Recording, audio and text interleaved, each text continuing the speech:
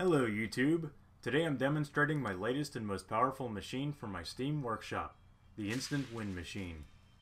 As the name implies, it can consistently beat most of the 25 current zones automatically. The rest can be beaten with the 2 vehicles that remain after the explosion. Normally in my playthroughs, I beat every zone many times and put my most efficient takes in the video. But to demonstrate how reliable and consistent the Instant Win Machine is, I'm doing all 25 zones in one continuous take. Also note that I'm playing at 100% speed. This is possible because after the initial explosion, there are only about 50 parts interacting with one another. So despite the high total block count, the vehicles can be operated at 100% speed without lag. The main component of the Instant Win Machine is the starting block grenade. I used trial and error to arrange the starting blocks and bombs for the most consistent zone completion and the least chance of starting blocks hitting the player's vehicles. For example, I only included bombs up high because placing bombs lower propels the starting blocks upward and away from where the targets usually are. I left a gap between the bombs and the front wall so the blast pushes more forward than outward. To make the bombs detonate right away, I set a ballast block to clip one of the bombs, which propels it into the other bombs. But not all zones can be beaten by starting block shrapnel, so I included 2 vehicles to take care of the rest. The 6-wheeler is similar to one of my earlier designs called the Minesweeper in reference to its ability to withstand explosions. So I guess I'll call this one the Sweep Miner. The all-metal design let me build relatively close to the starting block grenade, but I did have to set the bomb lower and farther back than I did in the Minesweeper to keep it from detonating. I also used pistons instead of ballast blocks to make the Sweep Miner wobble less, and I used a half pipe to help hold the bomb throwing arm steady while driving. It also helps to shield the bomb from stray starting blocks. The new control scheme lets you turn by reversing the wheels on one side or just stopping them, which helps you maintain more speed while navigating around starting blocks. Furthermore, the longer wheelbase helps when you do need to run over starting blocks. The flying one, which I call the Siege Kite, can beat all the zones. I had a very limited space to build and keep it far enough away from the bombs, hence the flat design. It has a large frontal area for killing birds, and high-powered flying spirals to lift heavy objects. The grabber is angled forward to make it easier to pick up objects. Flying spirals with positive and negative thrust values rotate the Siege Kite so it can turn in place. The balloon buoyancy is set to precisely balance the Siege Kite's weight, which helps with maneuverability and is also useful for sightseeing in the beautiful areas of Besiege.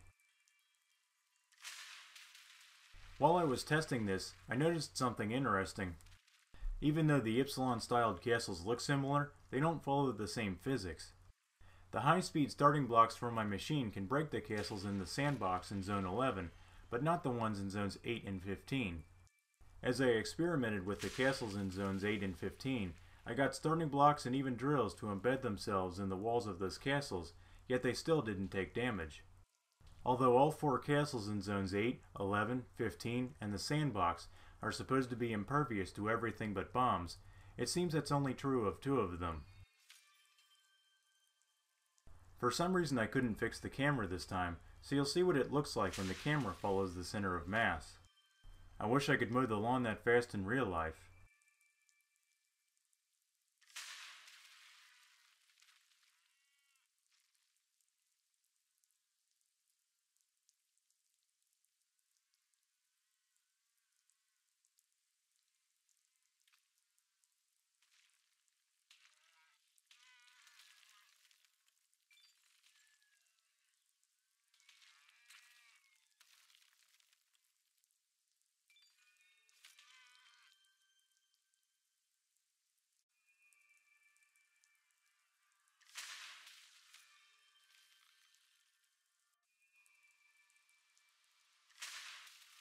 That's the last of the 25 zones.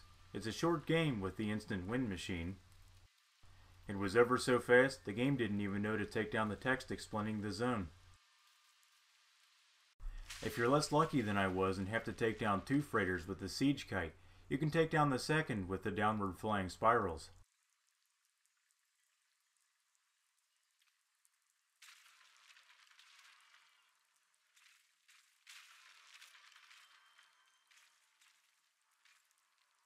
Or if you're lucky, this zone can also be an instant win.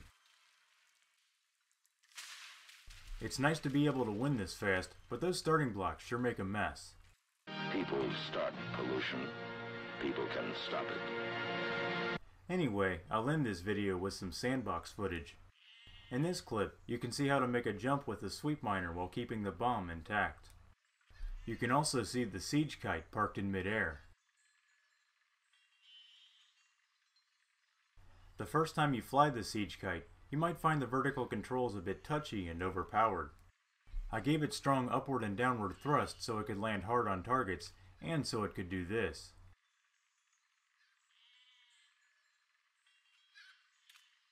Well, that's the instant win machine. The link to try it in the Steam Workshop will be in the description. Have fun!